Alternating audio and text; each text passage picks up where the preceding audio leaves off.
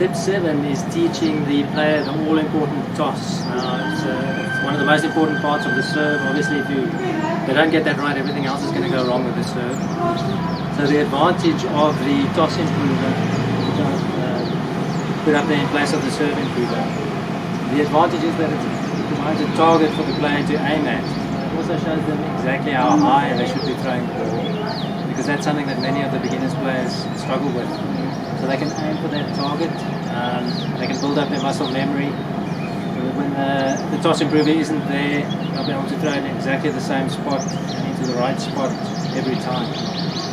So after you remove the serve improver, put the toss improver in, and you can set the height using the adjusting screw here by the aluminium tube. The right height for the toss is to find the contact point. Have the student stand underneath the hoop, find their contact point here, and then from the middle of the string to where the hoop is, it's about one full racket length, an adult racket length. So have them stand here in the contact point position and just judge from the middle of the strings to where you should put the toss improver is about the length of one racket. Okay, so after you've got the right height, a lot of the beginner students tend to throw the ball too high when they toss. So this is a good height for them. In practice they'll throw it a little bit higher than that, but it gives them a very good idea of where they should be throwing the ball. How they need to position themselves is when they hold their arm out straight. If you draw a straight line from the middle of the hoop down to the hand, that is the right position for them to be standing in when they toss the ball.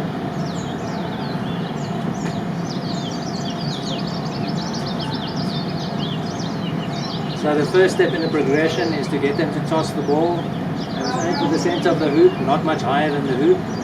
They must do the back swing and they must come into the trophy position. They must make sure they're in the right position there, and then they must catch the ball again. So they do the back swing, catch the ball, and they stay in that position. Once they've done a few of those, after they're in the correct trophy position, they must toss the ball up again and then hit it.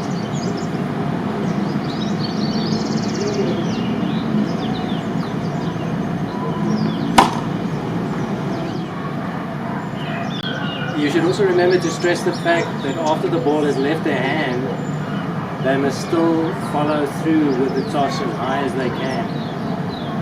Many problems with the toss are caused by the fact that they just leave the ball there, they don't actually follow through even higher.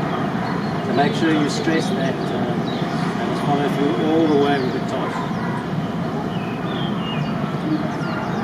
Okay, so it's split into two stages. The first one is the backswing, getting into the trophy position. They throw the ball up in the correct target area and they need to catch it. Once they've done that a few times, while they are in the trophy position, they throw the ball up again to the correct target area and then they hit the ball.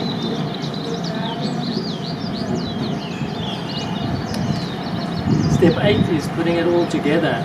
By this time, the student should have been practicing with the swing transformer for quite a while and gone through all the progressions, gone through all the previous steps, until eventually you reach this step where you put everything together with a serve.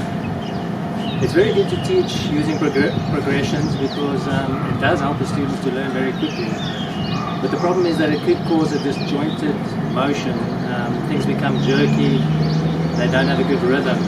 And the way to counter that is to use this, which is called a swing and throw bag.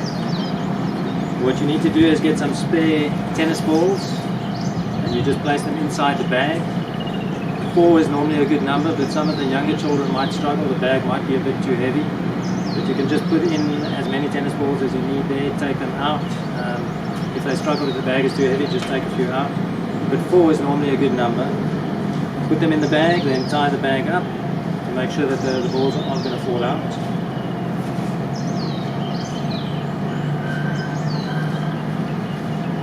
And then how it works is the students stand as they normally would for their serve.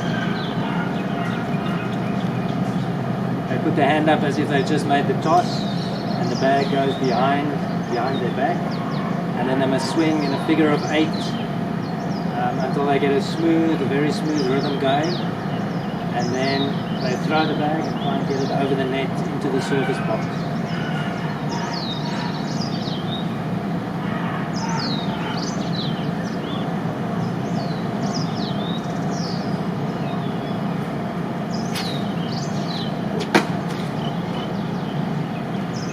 So they can practice to both sides like that, and that helps them to get a very smooth rhythm with their serve. After they've done a few of those and thrown them into the box, get them to pick up the racket again, and then they can practice their serve, the full serve from beginning to end, and you'll see that they will have a much better rhythm because of the swing and throw bag which has helped them. Once your players have completed the swing and throw bag exercise, they should be reasonably proficient at the advanced serve. You can take them back to any of the progressions that you want to do, any of the steps. Keep the swing transformer handy so that if they're struggling with a certain part of the serve, you just train them again on that specific part of the serve, and then you bring them back again.